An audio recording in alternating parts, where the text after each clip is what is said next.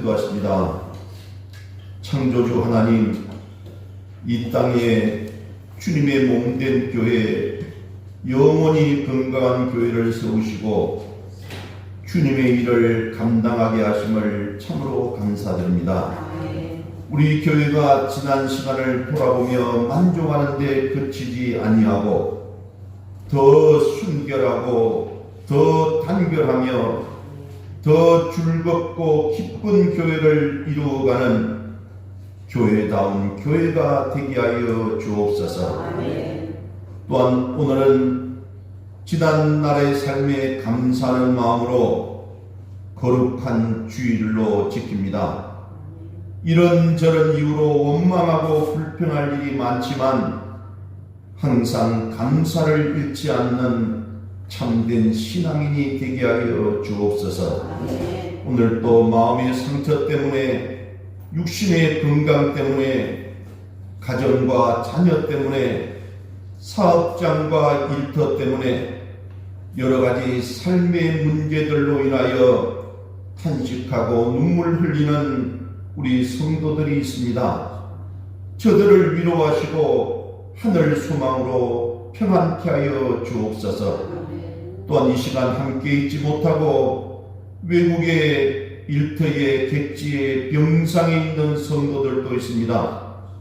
또한 선교주와 선교사님과 그 가족들, 협력교회 목회자와 성도들을 기억하여 주시고 붙잡아 주시고 모든 성도들이 드리는 예배에 하나님 함께하여 주시오며 은혜 충만, 성령 충만케 하여 주시옵소서. 말씀을 전하고 듣습니다. 우리의 영이 깨어 일어나게 하시고 기쁨과 감사, 치료와 회복의 시간이 되게 하여 주옵소서. 예수님 이름으로 기도드리옵나이다. 아멘. 아멘. 할렐루야. 아멘. 네, 주님 안에서 다들 평안하셨습니까? 아멘. 본격적으로 가을이 깊어가고 있습니다. 네, 여러분 항상 늘 말씀드리지만 건강 유의하시고 여러분 계획하고 소망하는 일들 또 주님의 은혜로 주님의 도우심으로 형통하게 이루어지시기를 주님 이름으로 축원합니다. 아멘. 자, 오늘 우리 옆에 있는 분들하고 반갑게 인사합니다.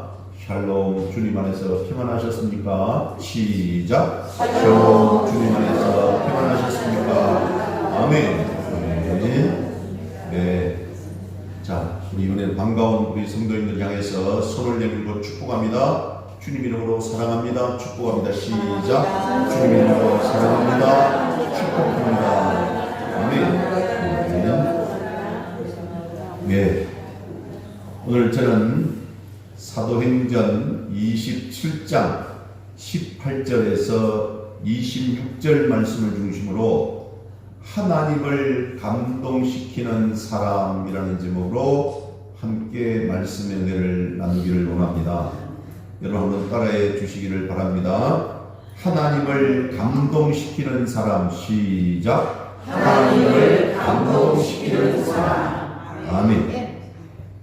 여러분 신약 성경 중에 하나님에 의해서 가장 크게 쓰임받은 사람은 여러분 잘 아시는 사도 바울입니다. 여러분 실제로 신약 성경의 가장 많은 부분을 차지하고 있는 부분이 사도 바울에 의해서 기록이 되었고 무려 13번을 여러분이 사도 바울이 성령의 감동으로 이것을 기록했죠. 성경을. 또한 사도 바울의 사역을 언급하고 있는 것이 오늘 본문에 있는 사도행전입니다. 이 사도행전은 사도 바울의 선교하는 모든 그런 발자취를 기록한 책이라고, 성경이라고 여러분 이해하시면 좋겠습니다. 여러분 왜 하나님은 그토록 중요한 일을 사도 바울을 통해서 일을 하고 계실까요? 여러분 바울에게는 남다른 뜨거운 열정과 또한 그런 비전이 있었기 때문에 하나님께서 바울을 사용하신 것입니다. 여러분, 그것은 다름 아닌 복음 전도, 선교를 통한 소중한 한 영혼을 구원하려는 그 사도 바울의 순수한 열정이었습니다. 그는 그 누구보다도 하나님의 약속인 복음에 대한 확신과 믿음이 있었고, 성령 하나님은 그런 사도 바울을 강하게 사용하셨던 것입니다. 그래서 많은 사람들은 사도 바울은 예수님 다음으로 엄청난 일을 했다라고 말을 하고 있습니다. 결국 사도 바울은 하나님을 크게 감동시킨 사람입니다. 우린 여기서 한 가지 질문을 해야 합니다. 그는 도대체 어떤 사람이었기에, 다시 말하면 사도 바울은 도대체 어떤 사람이었기에 하나님이 그토록 귀하게 여기며 사용하셨을까? 그 사도 바울의 무엇이 하나님을 감동시킬 수 있었을까? 여러 가지를 열거할 수 있을 것이지만 저는 하나님의 소원을 사도 바울이 알았다고 생각을 합니다.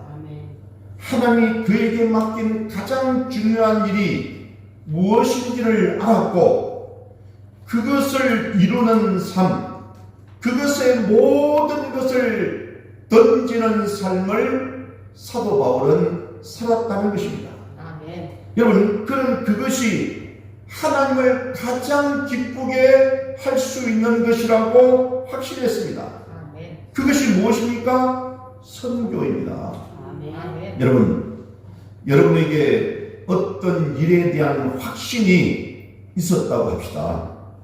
예를 들어서 내가 죽을 병에 걸렸는데 어떤 의사나 민간요법을 통해서 나았다면, 여러분은 나와 똑같은 병을 앓는 그런 환자를 만나면 어떻게 할 것입니까?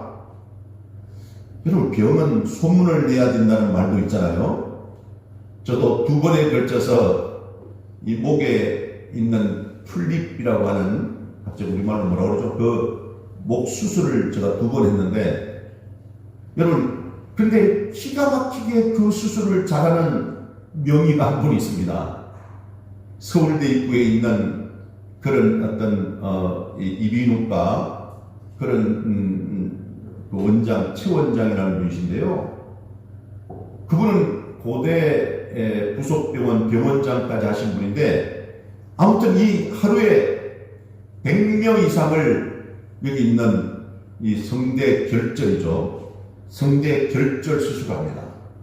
하루에 100명 이상. 가면 사람들이 빠글빠글합니다. 유명한 연예인들 중에 가수나 이런 분들도 끌고 와서 줄을 서요. 한 달 전에 예약하지 않으면 수술은 불가능하죠.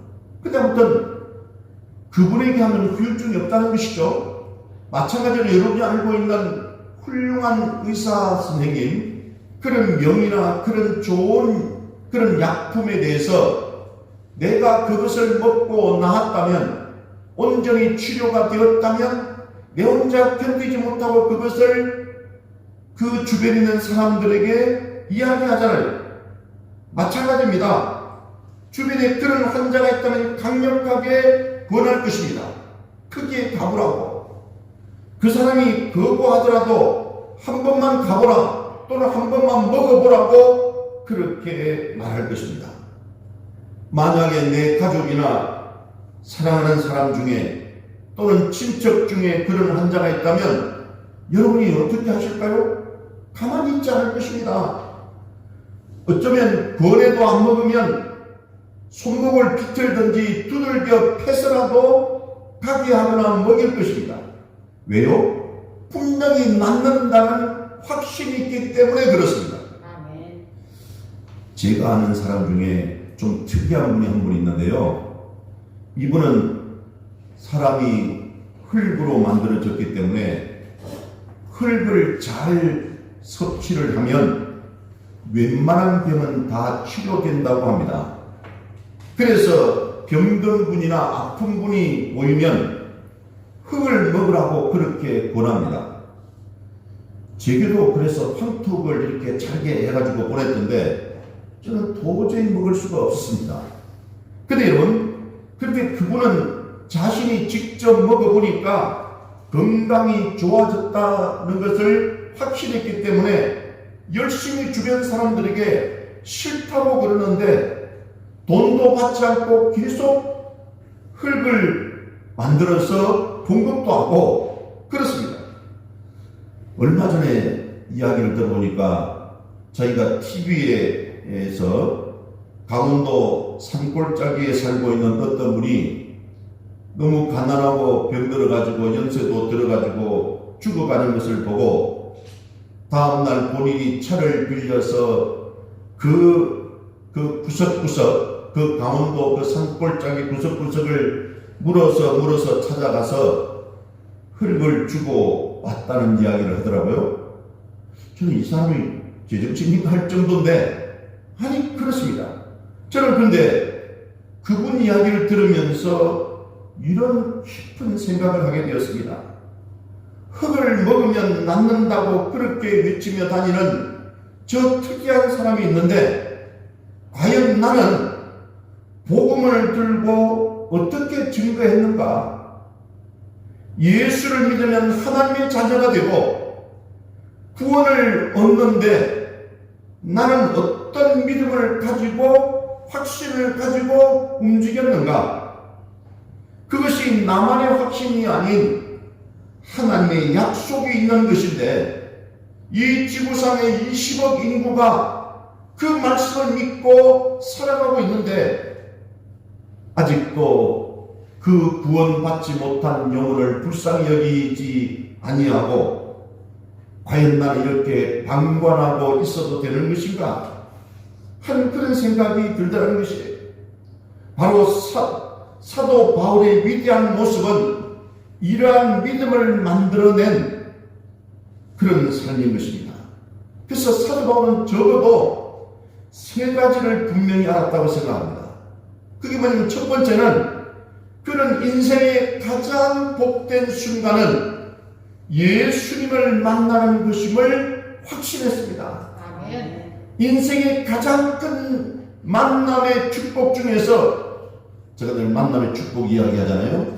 우리가 수많은 사람을 만나지만 사람을 잘 만남으로 해서 인생이 달라진다고 말씀을 드렸잖아요. 세상적으로는 제가 그런 이야기를 했습니다.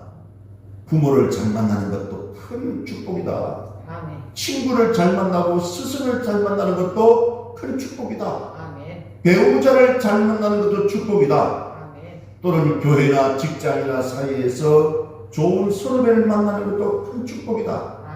그런데 정말 축복 중의 축복은 예수 그리스도를 만나는 것이다라고 말씀을 드렸습니다. 아멘. 만남의 축복 중에 넘버원은 예수님을 만나는 것이었어요. 아멘. 여러분 어떻게 생각하십니까? 일생 동안 살면서 가장 큰 행복은 무엇이라고 생각하십니까? 여러분 사람들이 몰라서 이것저것 이야기하지만 하나님의 아들 예수님을 안다면 우리들의 일생 중 가장 행복한 순간은 예수님을 만나는 것입니다. 아멘. 사도 바울도 처음부터 예수님을 알지 못했어요. 그래서 예수 믿는 사람들이요 그렇게 미울 수가 없었습니다. 믿다 못해서 예수 믿는 사람들을 사회의 악으로 생각을 하고 그들을 죽여버려야 된다고 생각했습니다. 그래서 수많은 크리스찬을 죽였고 그 중에 여러분 스데반 집사 같은 사람은 결국 그 사도 바울 같은 무리들에게 돌에 맞아 죽었다라고 그렇게 기록되어 있잖아요. 사도 바울이 특히 우두머리였다고 자기가 고백한 적도 있습니다. 그리고 감옥에 가두고 그들을 핍박하는 것을 자기 업으로 삼으면서 자기 일로 삼으면서 살았다는 것이 근데 어느 날 여러분 잘 아시다시피 예수 믿는 사람들을 잡으러 가던 다메섹이라는 그 길 위에서 하나님의 아들 예수님을 만났습니다. 예수님이 정말 하나님의 아들이었던 것이에요. 그날 이후로 그의 인생은 완전히 변했습니다.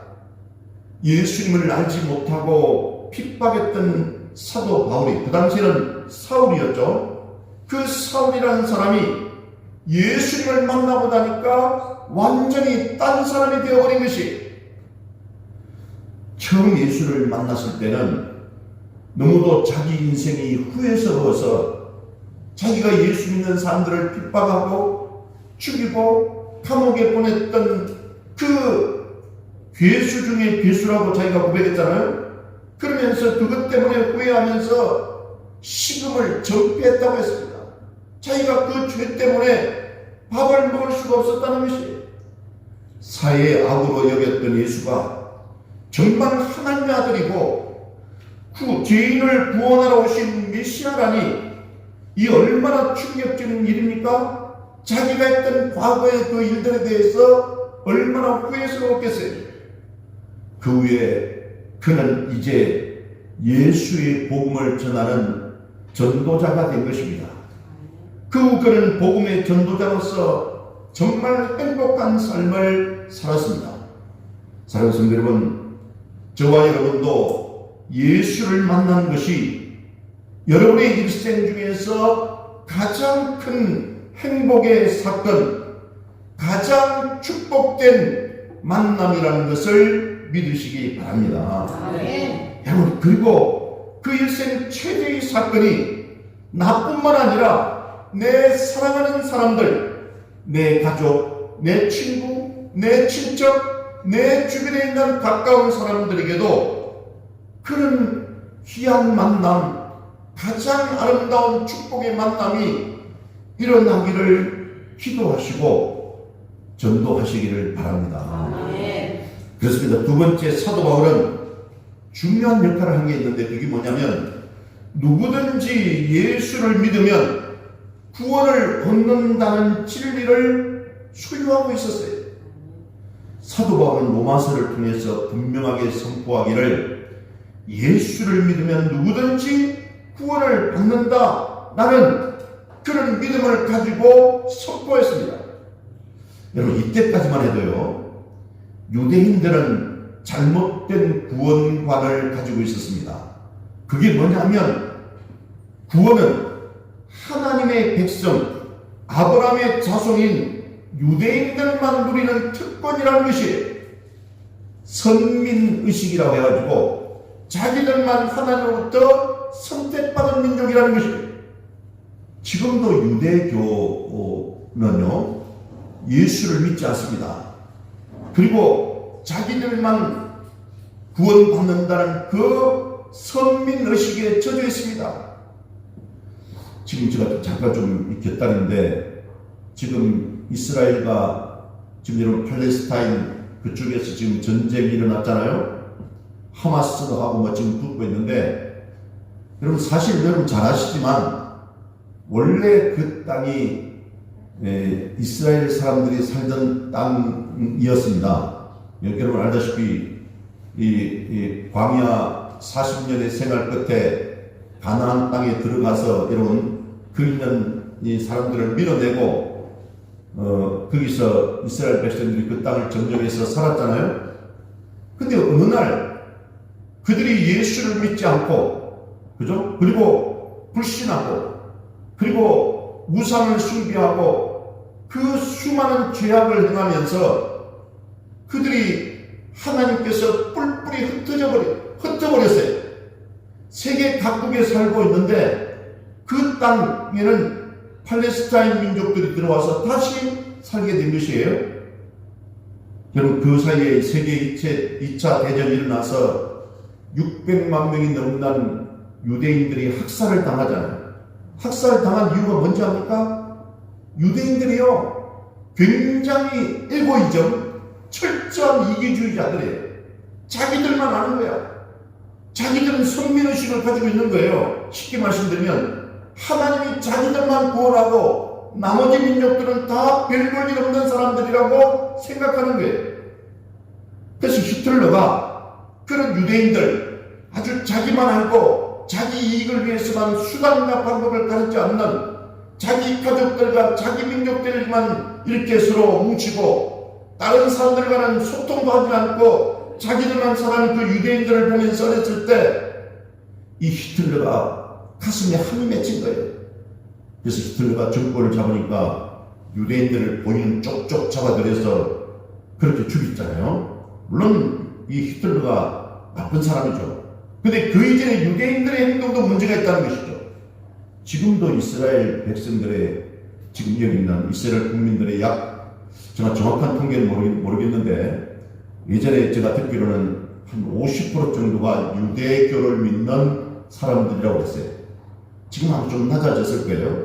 아직도 자기들은 예수를 믿지 않고 아브라함 그 구약 성경만 믿는 그런 유대의 교를 믿는다는 것이죠. 하지만 이때까지 이 사도 바울이 이야기할 때는 자기들 이스라엘 백성들만 구원을 받는다는 그런 편협된 구원관을 가지고 있었다는 것이, 그래서 구원은 아무나 얻는 것이 아니라고 그렇게 믿었습니다. 근데 성경 하나님은 그렇게 가르치지 않았습니다. 그것을 사도 바울이 깬 거예요. 그것을 제대로 해석을 해서 그 내용이 로마서 1장 17절 말씀에 나와 있습니다. 여러분, 그게 오늘 본문, 오늘 그 성경 요절 읽기 첫 번째 나와 있는데요. 여러분 한번 읽어보고 오겠습니다. 로마서 1장 17절 말씀 찾으셨습니까? 아멘. 네, 같이 읽습니다. 시작. 복음에는 하나님의 의가 나타나서 믿음으로 믿음에 이르게 하나니 기록된 바 오직 의인은 믿음으로 말미암아 살리라 함과 같으니라. 아멘. 구원은 오직 예수 그리스도를 믿음으로, 의인은 오직 믿음으로 말미암아 살리라. 예수 믿는 사람은 예수를 믿음으로 말미암아 구원을 얻는다는 그 말씀을 발견하고 그렇게 선포했다는 것이에요. 그래서 구원은 유대인이든 이방인이든 상관없이, 남자든 여자든 상관없이, 유실한 자든 무실한 자든 상관없이, 돈 있는 자든 가난한 자든 상관없이, 흑인이든 백인이든 상관없이 누구든지 예수 그리스도를 믿으면 구원을 얻는다라고 분명하게 선포했다는 것이에요. 만일 사도 바울이 그렇게 명확하게 선포하지 않았다면 여러분, 우리는 예수 믿을 수도 없었습니다. 사도 바울이 그래서 대단한 거예요. 여러분에게도 이런 믿음이 있습니까? 예수 믿으면, 좀 전에 말씀드렸던 믿음으로 말미암아, 오직 믿음으로 말미암아 구원을 얻는다. 여러분, 그것을 우리가 확신하고 살아야 되는 것이에요. 그래서 여러분, 이것을 알고만 있어서 되겠습니까? 전해야 되는 것입니다. 외쳐야 되는 것입니다. 나가야 되는 것이에요. 누구든지 예수를 믿으면 구원을 얻는다는 진리를 소유하시고 내 가까운 형제들, 내 가족들, 사랑하는 사람들에게 이 예수 그리스도를 전해야 된다는 것입니다. 세 번째, 사도 바울은 땅끝까지 이르러 복음을 전하는 것이 자신의 사명인 것을 알았습니다. 그래서 그는 결혼도 마다하고 온 세상을 다니면서 복음을 전했습니다. 소아시아, 마게도냐, 헬라, 그리고 로마에까지 가서 담대하게 복음을 전했습니다. 오늘날처럼 비행기나 차가 있던 시대가 아닙니다. 이번에도 보니까 우리가 필리핀에서 아침 8시에 이 호텔에서 출발했는데 집에 가니까 밤 11시가 넘었잖아요. 비행기를 타고 왔다 갔다 하는데도 그러는데 그 당시에는 비행기도 없었고 승용차도 없었어요. 말을 타든지 아니면 걸어 다니든지 배를 타고 가야 했던 시대였기 때문에 얼마나 많은 고단과 어려움이 있었을까, 여러분 한번 상상해 보시기 바랍니다. 그러나 하나님이 자신에게 주신 사명임을 믿고 사도 바울은 어떤 고난이 있어도 어떤 문제와 어려움이 있어도 앞으로 나갔고 심지어 죽음이 그를 막으려 할 때도 두려워하지 않고 담대하게 나아갔다는 것입니다. 물론 사도 바울의 혼자 힘이 아니었습니다. 성령의 인도하심과 그리고 동역자들의 도움을 통해서 이루어냈습니다. 사랑하는 성도 여러분, 여러분의 사명은 무엇입니까? 여러분이 생명을 걸고도 아깝지 않은 일이 있다면 그것은 무엇입니까? 그 일이 무엇인지를 알고 계십니까? 그것이 하나님이 주신 사명입니까? 그렇다면 그 사명 앞에 어떻게 살아야 할까요? 한마디로 말씀드리면 바울처럼 살기를 축복합니다. 아멘. 여러분, 우리 사명을 우리가 깨달아야 돼요. 여러분, 각자에게 주신 사명이 있어요.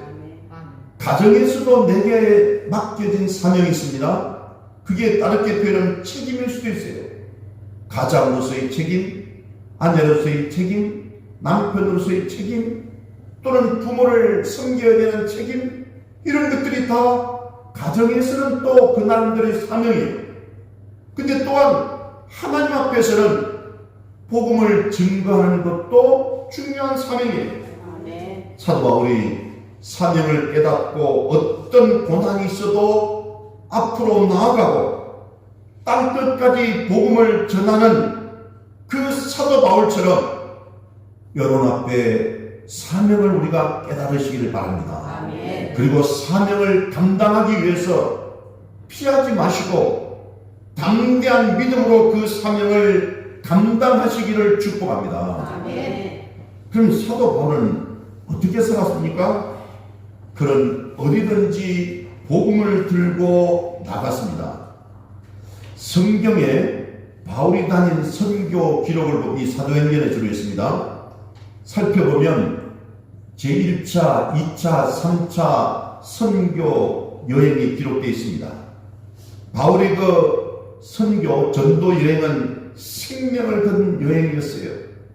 이루 말로 표현할 수 없는 그런 고난이 그에게 있었습니다. 그게 고린도후서 11장 23절 27절 말씀인데요. 성경 요절 읽기 한번 읽어보겠습니다. 자, 우리 두 번째 있는 성경 요절 읽기 고린도후서 11장 23절 27절 말씀입니다. 찾으셨죠? 시작. 그들이 그리스도의 일꾼이냐 정신없는 말을 하거니와 나는 더욱 그러하도다. 내가 술을 넘치도록 하고 옥에 갇히기도 더 많이 하고 매도 수없이 맞고 여러 번 죽을 뻔하였으니 유대인에게 40에서 하나를 당한 회를 5번 맞았으며 3번 대장으로 맞고 1번 돌로 맞고 3번 파살하고 이을지야를 깊은 바다에서 지냈으며 여러 번 여행하면서 강의 위험과 강도의 위험과 동족의 위험과 이방인의 위험과 시내의 위험과 광야의 위험과 바다의 위험과 거짓 청계 중의 위험을 당하고 또 수고하며 애쓰고 여러 번 자지 못하고 줄이고 목마르고 여러 번 굶고 춥고 헐벗었노라. 아멘. 그렇습니다. 여러분, 여기 있는 이 내용은요, 사도 바울이 당한 고난이 얼마나 힘들고 어려웠는지가 쭉 기록되어 있습니다. 제가 이번에 우리 서태원 선교사와 대화를 할 시간이 좀 있어서 이야기를 해보니까 자기도 몇 번 죽을 고비를 넘겼대요. 그래, 그게 뭐냐면 첫 번째는 그 지역 산간 지역에 이 반군들이 아직도 있다네요. 근데 33년 전에 그 필리핀 정부를 반대하는 반군들이, 필리핀 여러분 알다시피 개인도 총기를 소유할 수 있는 게 있습니다. 그 반군들이 총을 가지고 쉽게 밀은 반란군을 일으킨 거죠, 그죠? 그래서 그 산속에 있는데 자기 그 깊은 산속 그 부족들에게 선교를 가다가 붙잡혀가지고 일주일 동안 붙잡혀서 쉽게 말하면 고문을 당한 거예요. 그러니까 죽을 고비를 넘겼잖아요. 그 결국 풀려났는데 그리고 또 몇 달 있다가 또 죽을 고비를 당했대. 그게 뭐냐니까 이 반군들이 이 정부군이 와서 뭐 이렇게 다시 이제 반군들하고 다시 이렇게 뭐 전쟁을 하거나 이렇게 토벌을 하는 그 작전을 하는데 미리 방지하기 위해서 이 반군 놈들이 우물에다가 농약 같은 걸 이렇게 탔대. 물에다가 이 먹는 물을 아는 데다가. 그래 이 양반이 이 서태원 선교사가 선교하러 다니다가 전도하러 다니다가 그 농약 탄 우물물을 묻고 기절을 했대요. 그래서 3일 만에 깨어났다는 거예요. 그래서 야, 참 이 선교사들이 죽을 거를 각오를 하지 않고 순교할 각오를 하지 않으면 어렵겠구나 하는 생각이 다시 들더라고요. 아무튼 이런 사도 바울이 얼마나 어려운 그런 어떤 고통과 위험을 당했습니까? 근데 사도 바울은 죽음도 두려워하지 않았습니다. 그래서 결국은 로마에까지 간 것이에요. 그곳에서 로마 황제 앞에서도 복음을 전하고 결국 주후 313년에 로마가 복음 앞에 무릎을 꿇고 기독교를 국교로 삼는 놀라운 역사가 일어나는 것이잖아요. 아멘. 사랑하는 여러분은 복음을 들고 어디를 가보셨습니까? 오직 복음을 전할 목적으로 이웃집 아주머니에게 가보셨습니까? 다른 이웃이 오직 복음 전도방의 이유만으로 친척집에 가보셨습니까? 일생 중 한 번 여러분 이렇게 단체로 우리처럼 가는 거 말고 혼자 전도 여행, 선교 여행을 가본 적이 있습니까? 나는 한 번도 간 적이 없는데요 라고 말할 사람이 많을 것입니다. 근데 여러분 염려하지 마십시오. 주님은 우리가 직접 가서 전하지 못하지만 대신 보내는 방법을 사용하셔서 가게 하셨어요. 내가 직접 가지 않았다고 해서 안 간 것이 아닙니까? 아닙니다. 나를 대신해서 갈 사람을 후원하는 것이 내가 간 것과 똑같습니다. 사도 바울이 온 아시아와 유럽을 다니며 복음을 전한 것은 바울 혼자 힘으로 한 것이 아니라는 것이에요. 그를 파송 후원한 안디옥 교회가 있었고 그를 뒷받침한 여러 교회들이 있었기 때문에 성도들의 그런 기도와 눈물을 깨운 후원이 있었기 때문에 사도 바울이 그 엄청난 일을 해낼 수 있었다는 것입니다. 그렇습니다. 마찬가지로 오늘날 우리 선교사들도 그들이 가서 전하지만 실상 그들만의 힘으로 전하는 것이 아니라는 것이에요. 후원하는 선교사, 다시 말하면 저와 여러분들이 있기 때문에 그들이 갈 수 있는 것이에요. 그러므로 그들이 전하는 것은 우리가 가서 전하는 것과 같다는 것을 여러분 잊지 마시기를 바랍니다. 우리 교회가 지난주에 특별히 필리핀 단기 선교를 여러분 기도 가운데 잘 다녀왔습니다. 다시 말하면 우리가 후원하는 서태원 선교사님이 가 있는 곳에 우리가 이미 가서 복음을 전하고 있었다는 것이에요. 그래서 서태원 선교사는 가는 선교사이고 우리는 보내는 선교사라는 것이에요. 이것이 하나님이 교회에 명하신 최고의 명령이고 저와 여러분의 사명임을 명심하시기를 바랍니다. 물론 언제까지나 보내는 것만으로 만족할 수는 없습니다. 우리도 이번에 6년 만에 처음 우리가 현장에 가보셨잖아요. 저는 언젠가는 하나님께서 우리 중에 몇 사람을 파송하실런지도 모릅니다. 그러면 어디든지 가야 되는 것이에요. 북한도 가야 되고 중국도 가야 되고 우리와 거리가 먼 저 아프리카까지도 가야 되는 것입니다. 그렇습니다. 여러분, 그런데 우리가 중요한 것은 우리가 기도하고 후원하는 것도 보내는 선교사의 사명을 감당하고 있는 것임을 믿으시기 바랍니다. 사도 바울은 하나님이 자신을 지켜주실 것을 또한 확신했습니다. 그가 가는 길은 혼자 가는 길이 아니었어요. 하나님의 성령이 함께 동행했고 주의 천사들이 항상 동행했습니다. 그러기에 그가 그 엄청난 사역을 감당할 수 있었던 것이죠. 특히 오늘 본문에 보면 로마로 가는 그의 길은 순탄치 않습니다. 요즘 말로 이야기하면 폭풍을 만나서, 여기 보면 유라굴라라고 하는 그 광풍을 만나서 배가 파산 직전에 놓였습니다. 여러분, 모든 사람이 다 죽을 수밖에 없었지만 하나님은 그를 보호하시는 것입니다.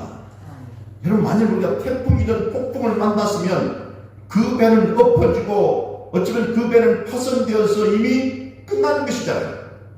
여러분, 태풍을 만나면 다들 피하고 막 그렇게 대책을 세우잖아요. 근데 갑자기 피할 틈도 없이 바다를 항해하는 중에 여러분, 만약 태풍이나 폭풍이 왔다면 그것을 감당하고 살아남을 사람이 어디에 있겠습니까?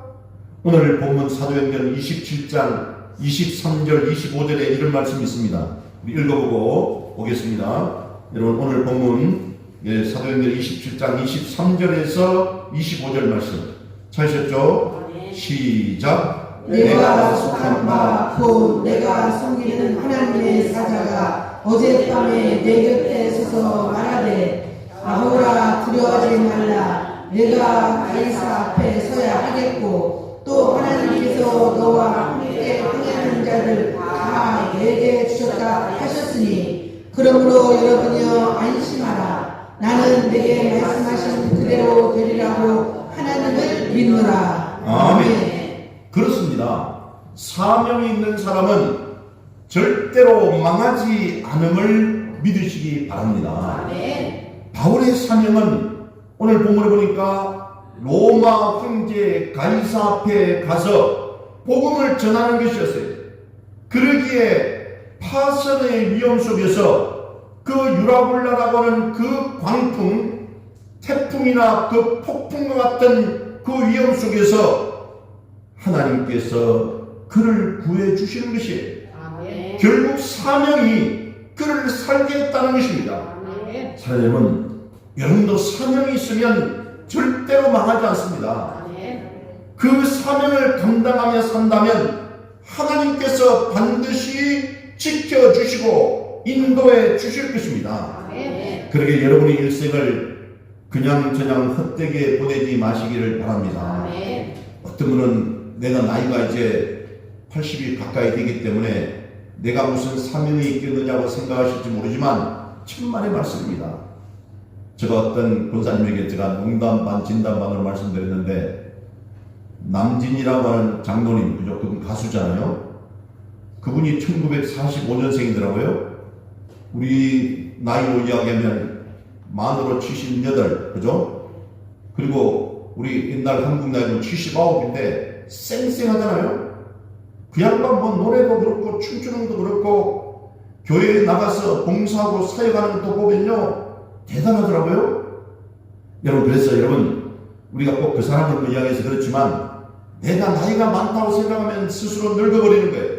그렇지 않고 나는 또 젊고 활기 있고 하나님께서 내게 주신 그 건강과 사명이 있기 때문에 나는 분명히 어떤 일을 감당해야 된다고 생각하고 사명을 이렇게 확신한다면 결코 늙지도 않을 것이고 빨리 죽지도 않습니다. 왜냐하면 하나님께서 그 사명을 가진 사람은 하나님께서 먼저 보내지지 않는다는 거 오늘 말씀하셨잖아요. 워낙에는 사명을 찾아 그 사명을 감당하며 살아가는 여러분의 생애가 되시기를 축복합니다. 아멘. 그러면 하나님은 우리 앞길을 지켜주시고 아멘. 바른 길로 인도해 주시고 아멘. 여러분을 보호해 주실 것입니다. 아멘. 사업하시는 분도 마찬가지입니다.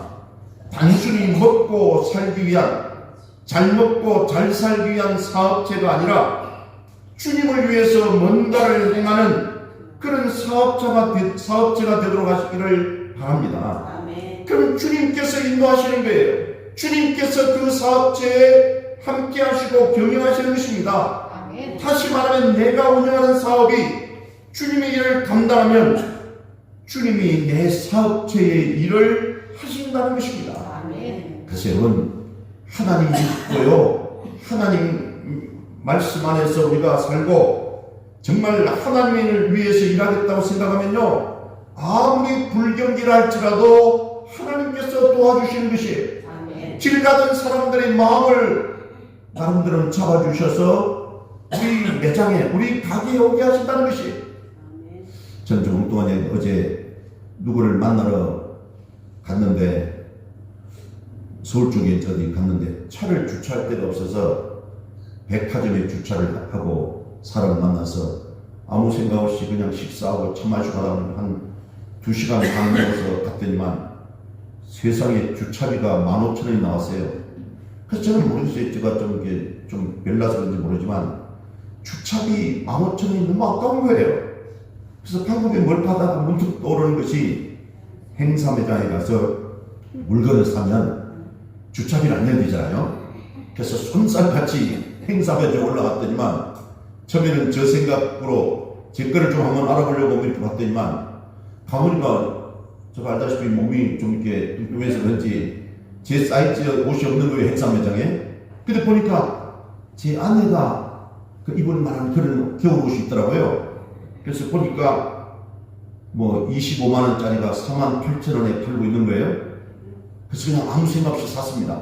너무 주차비 아까워서. 물론 그 15,000원 대비해서 하면 더 비싸겠지만, 그래서 제가 집에 가서 제 아내가 알다시피 좀 환자니까, 그래 가서 당신이 슈퍼마켓 갈 때나 조금 이렇게 아파트 이렇게 좀 걸을 때 이 옷을 좀 입고 가면 좋겠다 하고 생각을 했더니만 제 마누라가, 제 집사람이 감동을 해가지고 우리 남편이 최고다고 한 1년 만에 처음으로 그 주차비 아끼기 위해서 제가 편법을 했는데 그 이야기 또 할 수도 없잖아요.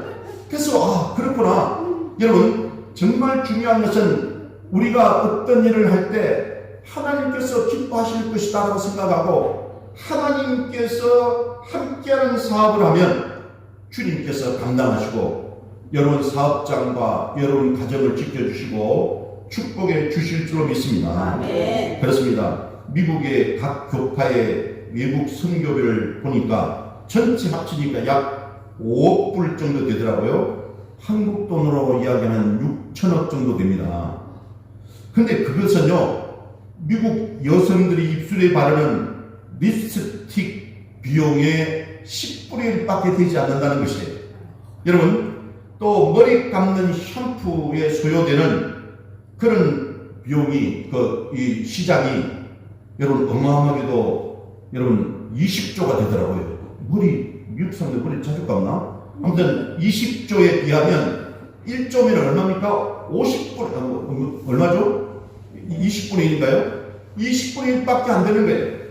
여러분, 하나님을 투자에는 너무 미국도 등한시하고 있다는 것이 가장 귀한 일에 가장 적게 사용하고 있는 것입니다. 미국 기독교가 문제가 있는 것이에요. 여러분, 어쨌든 바울은 하나님께서 자신을 지켜주실 것을 확신했다는 거예요. 또한 바울은 여러분 자신 때문에 여러 사람을 살리는 사람이었다는 것입니다.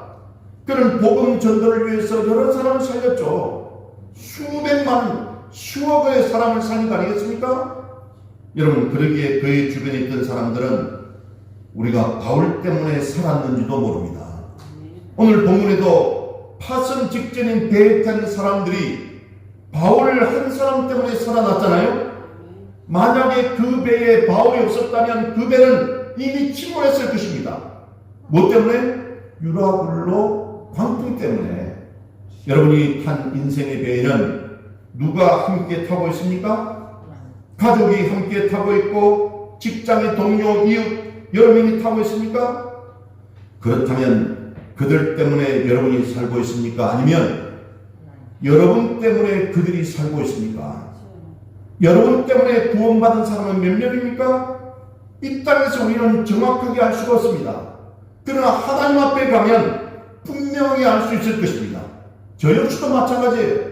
네가 이 세상에 살 때에 몇 명의 영혼을 구원했고 네가 무슨 일을 하다가 왔는지 하나님 앞에 가면 우리가 다 드러날 것입니다. 여러분, 그렇습니다. 앞으로 저와 여러분 삶을 어떻게 살 것입니까? 무엇을 하며 하나님을 감동시키시겠습니까?